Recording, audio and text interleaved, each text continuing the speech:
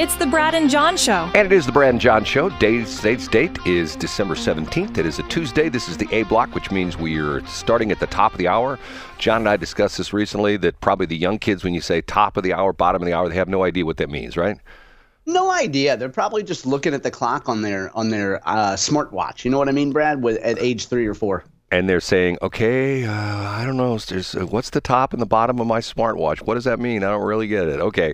Anyway, that's John Combest, Combest. I spell that because you need to know the exact spelling of his name. So when you type it in your computer and you put a John in front of it, johncombest.com, you get his amazing website that has been up and running for 23 plus years. He's never missed a date ever since he started, which is an amazing feat in itself.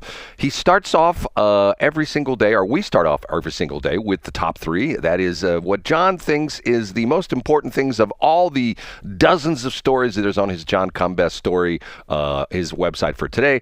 And we bring in this guy. And what's your name again, sir? I'm Casey Kasem. And what do you do? Now on with the countdown. And we start with? In third place. Brad, the St. Louis Post-Dispatch has a story today about a guy that you're familiar with, a guy named David Hoffmann. The headline is, David Hoffmann sued over unpaid work for Clayton office building. So apparently a contractor says that David Hoffmann has yet to pay him for, it looks like some art or some construction. This company is based in Creve Coeur. But that's not the really good nugget in the story, Brad. Because, you know, in a lot of these pieces, you really got to scroll down and you got to see what pops up at the end of the story. According to this piece by Steph Kukuljan of the Post-Dispatch, the Hoffmanns have purchased shares in Iowa-based Lee Enterprises, the parent company of the St. Louis Post-Dispatch and other newspapers. And now David Hoffmann owns almost 10% of Lee Enterprises, Brad. That's thanks to a brand new filing yesterday with the U.S. Securities and Exchange Commission. Yes, a good local boy owns 10% of the parent company of the Post-Dispatch. What do you think about that, Brad? You know, there's a whole, I could give a dissertation on what the Hoffmanns have done, and I don't know, it's very, very strange. I mean, the thing is sort of bizarre that, and I guess, you know, you and I kid about this. You named it what? UPOD, under promise, over deliver? Yeah, I mean, you're a big fan of that concept, Brad. I am, and the Hoffmanns have done just the opposite. The Hoffmanns came in and said, we're going to build this big, beautiful 5-star resort in Augusta, and we're going to buy all the wineries. We're going to put in a golf course. We're going to put in an amphitheater. We're going to do this. We're going to do that.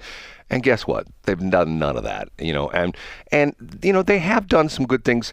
You brought up the fact that, was it John Lamping that you said lives in Augusta, and he says there's a lot of good things the Hoffmanns have done. Didn't you bring it up one more? Yeah, that's true. Yeah, he was quoted in a Post-Dispatch story talking about that. But the problem is that they've, you know, once again, they've done all these things, and the bizarre part of it is, I guess this is big business, and you probably, I don't know if this is part of the story or not about the Clayton story.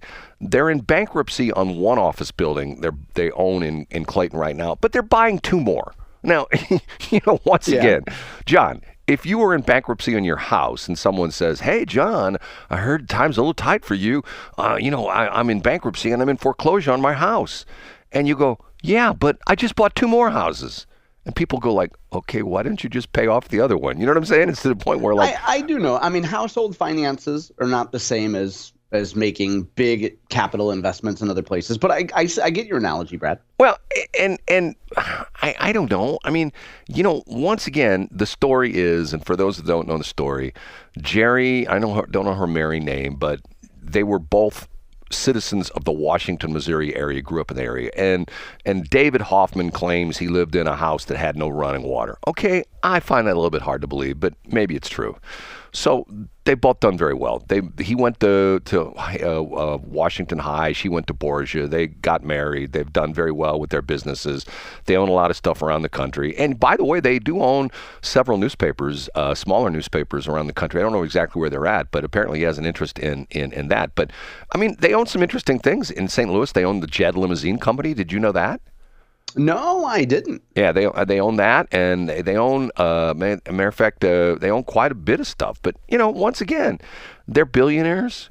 Sometimes you think, once again, you and I agonize over buying a couch at the furniture store. They just buy the furniture store. You know what I'm saying? Yeah, I do. And and we've talked about it before too, Brad. Of if they take 30 shots a year, to use a sports metaphor, not all their shots are going to go in. Yeah, and I get it. And what's interesting, they always push this against Trump when they say, well, he's had bankruptcies. Well, you know what? Once again, look at the companies in the United States that in the 2008, 2009, 2010 cycle that went through bankruptcy. General Motors, Chrysler, and once again, and you're seeing it right now in our industry. The three biggest radio owners have either been through Chapter 11 or currently in Chapter 11. Odyssey, which owns several stations in St. Louis, I believe they still are technically in Chapter 11, and George Soros is trying to buy them out of that, which is interesting. But, once again, you said it before, it's life in the big times, and sometimes when you look at that from a individual standpoint, oh my God, the guy declared bankruptcy. Personal bankruptcy is one thing, but corporate bankruptcy happens all the time, right, John? Yeah, it happens all the time. Sometimes you just got to get it off the books, Brad. Right. And it's a tool that was put into the laws of our country is to essentially to have companies that do run into hard times that try to stay afloat and keep their employees paid and keep their vendors paid and stuff like that. And, unfortunately, through my years, I've been on the receiving end of several bankruptcies, one of which, and I don't know if I told the story or not, but the law of, there's a law that states that any payment that's made to a company that went into bankruptcy 90 days previous to them declaring bankruptcy, the bankruptcy court can get that money back. And I was on the receiving end of that, where I had a company that owned me a lot of money. They paid me about 30 days before they declared bankruptcy, and then the bankruptcy court came after me, and I had to return the money that they'd already given me, plus they already screwed me out of another $20,000. But that's the bankruptcy law, right? Could you tell them that you just wanted to run a few banner ads on washmoweather.com and call it even? John is... It's just that's what you guys call barter in radio, right? Like, let's just call it even. Let's all pretend that this money is real, even though it's not, and none of us are making money. Let's just live in a fantasy world. Did I ever tell you the story how I dealt with that? No, yeah, you have, but I don't remember. We do have time because we went through this one quickly. How did you resolve it? Okay, company owed me $20,000, and it was a computer company that came in St. Louis. I was doing advertising for them, and they paid me $5,000 of the $20,000, and 30 days later, they went into bankruptcy. So I thought to myself, okay, at least I got $5,000. One day, a certified letter shows up in the mail from an attorney from Oklahoma City. This company was headquartered in Oklahoma City, so therefore, they were using the Oklahoma City bankruptcy court, and essentially said, I owed him the $5,000 back. And I remember this. Tell it, Brad. I called up my attorney. I go, how is this possible? He laughed. He says, that's what's called the prepayment clause in the bankruptcy court. And essentially, the idea being is if John has a business and he knows he's going under, and I'm his buddy, and he's going to call me up and say, hey, Brad, I'm going to declare bankruptcy in the next 30 days, but you know what? You've been good to me, so I'm going to pay you off, and everybody else can pound sand. Okay, thanks, John. Well, that's what it's to prevent. So in other words, there's no backhand dealing or stuff like that. So essentially, any payment that the company, let's say the company declares bankruptcy on December 31st, any payment that was made from October 1st to December 31st falls into that 90-day window, and the bankruptcy court can essentially what they call claw that money back. So I got a nasty gram from this attorney in Oklahoma City, said I owed $5,000, and I'm going like, I don't believe this. So I tried to call him, and he wouldn't take my phone calls. So one day, I bought a ticket to Oklahoma City, and that's how I ended up in the Morrow Federal Courts building before the federal building. Oh, yeah, Murrah, right? And yeah. You on our AH? Yeah, because I thought that was where his office was, but it wasn't, but he was down the street. Anyway, I ended up in Oklahoma City, walked into his office. Secretary said, do I have an appointment? And I said, no. And she says, we don't want to see you. And I said, I got my lunch. I'm here from St. Louis. That's, see that place over there? See your little table with the magazines on it and little seats? That's my office for today. I'm not leaving until I see him. So 20 minutes later, he sees me. And turns out he was born and raised in Bridgeton. So we had a nice talk about Bridgeton. So ended up, he made me a deal. So I only owed $3,000 of the $5,000 that I paid. So I paid $3,000 back. So I got, the company owed me $20,000. I got $2,000 out of it. That was it. Hey, it's better than having to pay $5,000 back, right? Because all you had to do was lose a day and go to Oklahoma City. Well, it was sort of nice. I mean, it's one of those things where I wish I had the money for like a private jet, because I like doing those out and back same days things. You can't hardly do them anymore with, it's so frustrating. I used to do those all the time in Southwest. I'd fly out in the morning, go someplace, take care of business, fly back in the afternoon, evening, bang, get it done. It's almost impossible nowadays. It's crazy. You know who likes one-way tickets, Brad? The subject of story number 2. Who's that? Up a notch to number 2. Just an old sweet song keeps Chlora on my mind. Brad, I'm sad to report that a long and loving story about Missouri's head of DEI at the DCI is departing Missouri state government. That's right.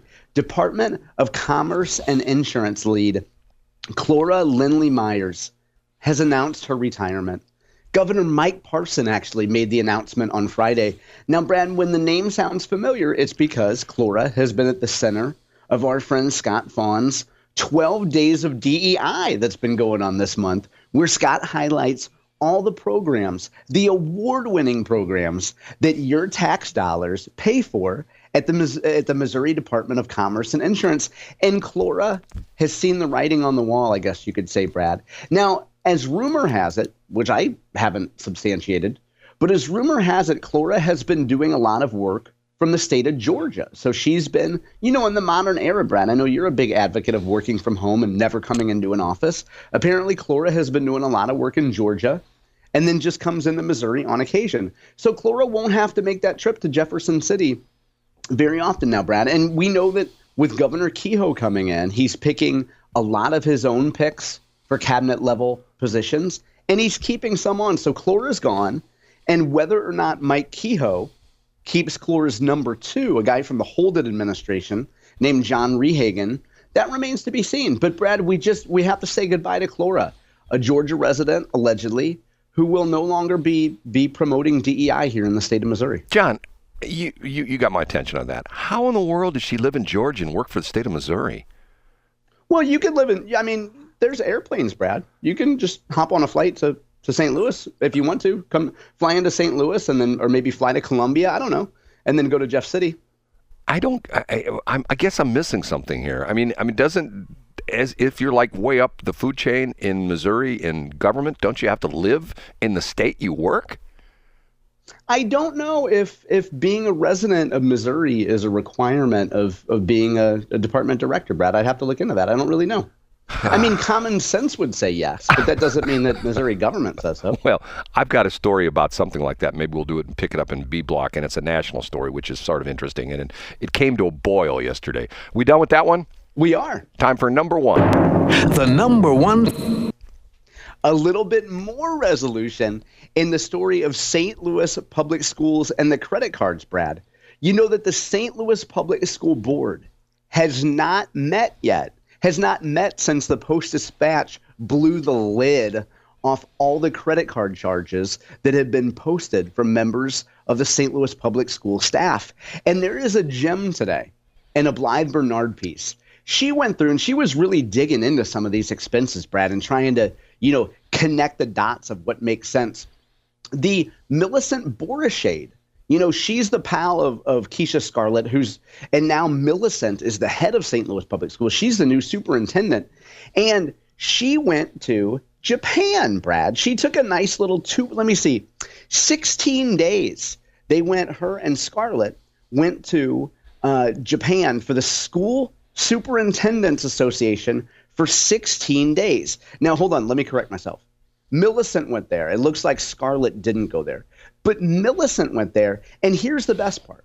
Millicent has a daughter named Alexis Howell, and Alexis is a news producer in Chicago.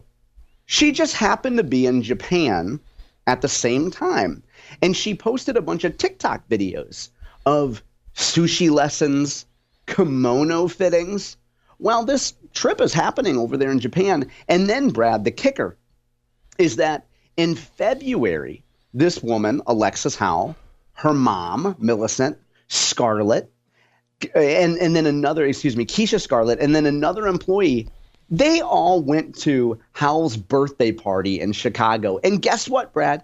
We the paid for expense it. reports show a $40 flight upgrade was approved for one of the employees to go to this birthday party in Chicago. So apparently, it looks like, Brad, taxpayers are paying for airline upgrades to go to an employee's daughter's birthday bash in Chicago. That's your tax dollars at work. So she spent 16 days in Japan for some kind of a conference, right? Yeah. I'm sure it was very important. I'm sure she learned a lot, Brad. You know, I don't know, Millicent, and I guess, what do they say? New broom sweeps clean. Don't you think that they should just start over down there at St. Louis Public Schools and just bring in somebody different? Yeah, I don't know how you justify keeping anybody that had any knowledge of this on, Brad. Right. Well, you and I have talked about this. I mean, if you are in that upper strata of management in any kind of company, you know that Jim down the hallway, who's one of the assistant vice presidents, that his expense report. I mean, I'll give you a perfect example. I did a joint venture with a company which shall remain nameless. And the guy who was the CFO of the company wasn't real wild about me for a number of reasons. Complicated story, but he would go over my expense reports like a hawk, because I technically was not an employee of the company. I was like a contractor of the company, but they agreed to pick up my expenses. Okay, and after about a month, one of his assistants, when I was down at headquarters, won't say what's at because people figure it out, and one of his assistants sort of took me aside and said, "Hey, can I have a minute with you in my office?" And I go in their office, and she starts laughing her butt off because of the fact that this guy was out to scalp me. He was out to essentially, say that I'm, burning the company money. And the interesting thing was, of all the people who were on expense accounts for the company, guess who had the most frugal expense account? Brad Hildebrand. You're right. By far. I was staying in Super 8 hotels, and one of the guys, she would tell me one of the guys was staying in, he was going in Four Seasons and Ritz-Carlton Ritz, and I was putting in my expense accounts for, like Outback Steakhouse. If I had a client, I was taking out to dinner, and he was putting in expense accounts for, like, 3-star Ruth Chris. Yeah, Ruth or Mike Shannon. Right, expensive, like super expensive things.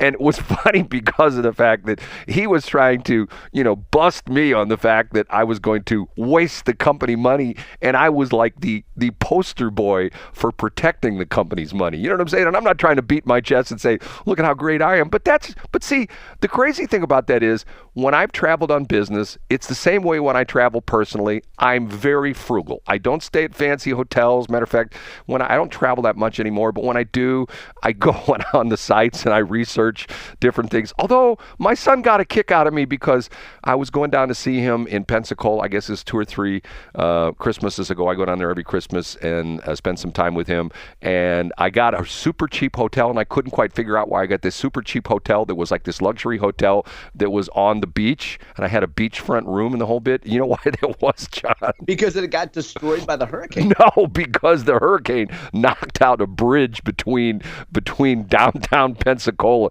and this part of the peninsula that sticks out south of Pensacola. And what normally took a 10-minute drive from downtown Pensacola now took an hour and a half because she had to go way back east. And that's why I got the cheap rate. And unfortunately, the trip got canceled and I never went to the hotel. But, once again, I see the St. Louis City Schools, they just need to reboot. And by the way, have you heard this news about you're somewhat invested in the Francis Howell School District? Have you heard this? I did see that. Yeah, he's going to Kirkwood. Yeah, man.